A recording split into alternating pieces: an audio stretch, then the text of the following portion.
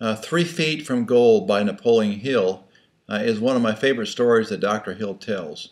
And the reason is because the story tells us that quite often the mistake that people make is they quit once they reach some adversity or some difficulty in whatever their venture is.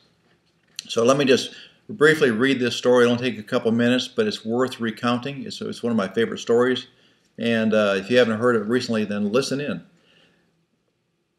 An uncle of R.U. Darby was caught by the gold fever in the gold rush days and went on to dig and grow rich. He had never heard that more gold has been mined from the brains of men than has ever been mined from the earth. He staked a claim and went to work with a pick and shovel. The going was hard, but his lust for gold was definite. After weeks of labor, he was rewarded by the discovery of shining ore. He needed machinery to bring the ore to surface. Quietly, he covered up his find and retraced his footsteps to Williamsburg, Maryland, where he was from. He told relatives and a few friends and neighbors about a strike. They got together money for the needed machinery, had it shipped. Then Uncle and Darby went back to work in the mine. The first car of ore was mined and shipped to the smelter. The returns proved they had one of the richest mines in all of Colorado. A few more cars of ore would clear the debt. Then they would be big killing and profits. Down went the drills, up went the hopes of Darby and Uncle. Then something happened. The vein of gold ore disappeared. They'd come to the end of the rainbow, and the pot of gold was no longer there. They drilled on and desperately trying to pick up the vein again, all to no avail. Finally, they decided to quit.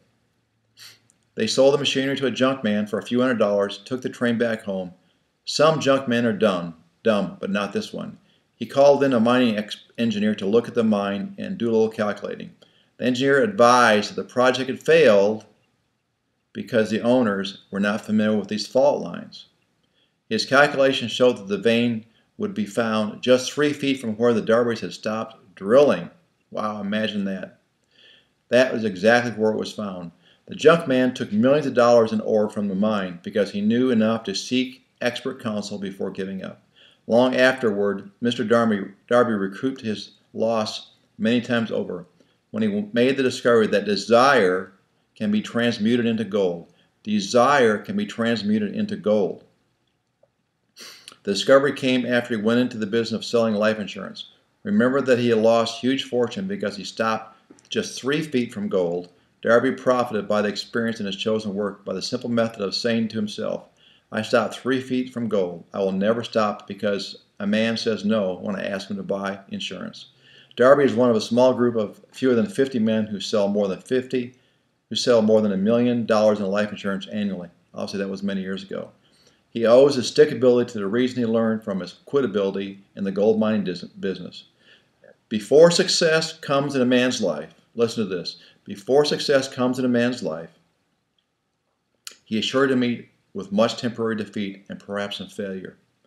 So the key sentence in this reading today is the junk man took millions of dollars in ore from the mine because he knew enough to seek expert counsel before giving up. So that's my word for you today. This is Bill Moist. If you enjoyed this, then like and share it with others. Until tomorrow.